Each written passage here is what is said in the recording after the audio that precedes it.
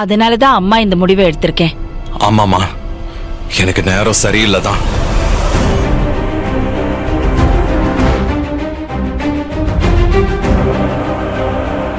சிச்சுவேஷனை பார்த்தாலும் உன்னை விட அபிதா இப்ப நல்ல பிசினஸ் பண்றான்.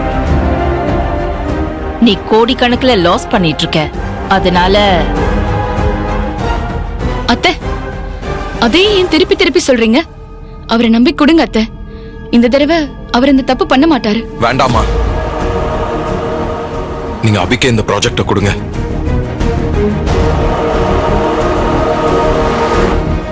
பாத்தீங்களா அர்ஜுன், அவசரப்படாதப்பா. இல்ல, எனக்கு யாரோட ரெக்கமெண்டேஷனும் தேவையில்ல.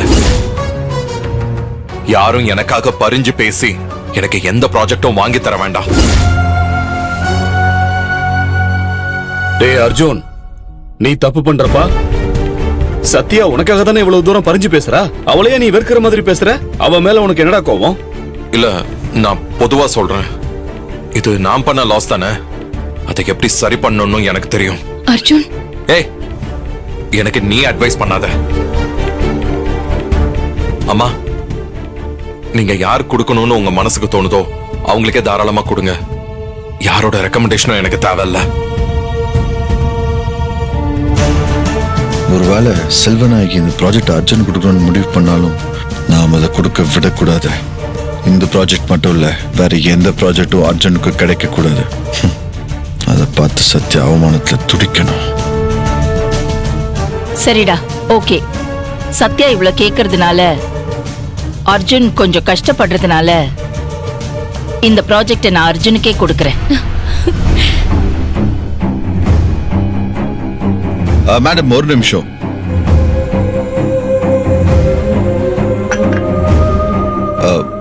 இது உங்க குடும்ப விஷயம் தான். ஆனாலும் நான் கொஞ்சம் பேசலாமா? சொல்லு. இந்த ப்ராஜெக்ட அர்ஜுனுக்கு கொடுக்காதீங்க.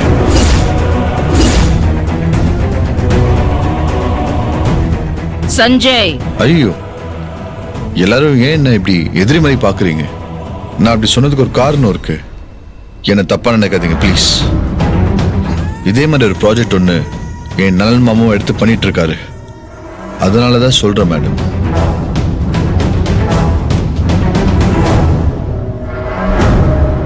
நாளைக்கு ஒரு பக்கம் அர்ஜுன் இதை செய்ய, இன்னொரு பக்கம் என் மாமாவை இதை செய்ய, ரெண்டு பேருக்கு நடுவில் போட்டி போறாம வந்து மாமனாரும் மருமகனும் அடிச்சுக்கிற மாதிரி ஆயிடும்.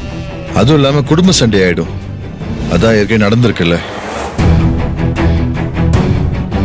அப்ப எல்லாத்துக்குமே காரணம் எங்க வீட்டு பொண்ணு சத்யா தான் சொல்லுவீங்க. பாவம், எங்க சத்தியத்துல தான் போட்டு உருட்டுவீங்க. சத்யா, நான் உனக்காக தான் பேசிட்டு இருக்கேன்.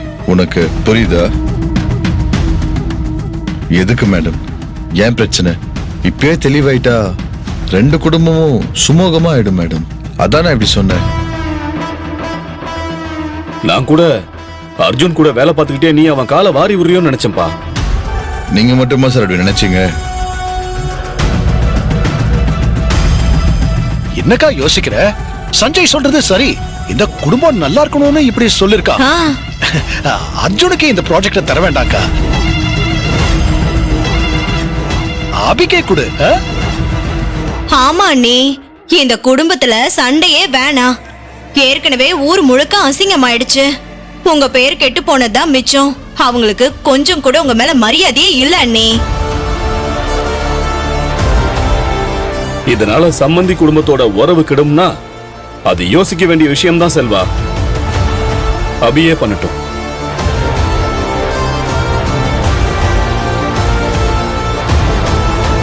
எல்லாரும் முடிவு பண்ணிட்டீங்கல்ல, அபியே பண்ணட்டும்.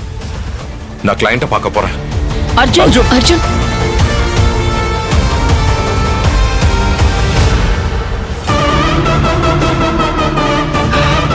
சரி அபி, நீயே இந்த ப்ராஜெக்ட பண்ணிடு. அர்ஜுன் கிட்ட நான் அப்புறமா பேசி சமாதானப்படுத்தி புரிய வைக்கிறேன். ரொம்ப தேங்க்ஸ்மா.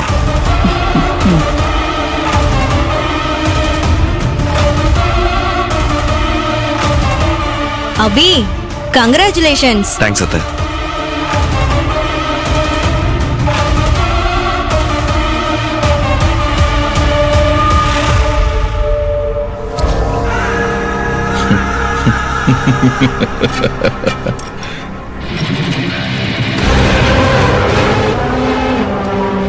சத்யா, நீ தலைகீழ குதிச்சாலும் உன் புருஷனை நான் காப்பாத்த விட மாட்டேன்.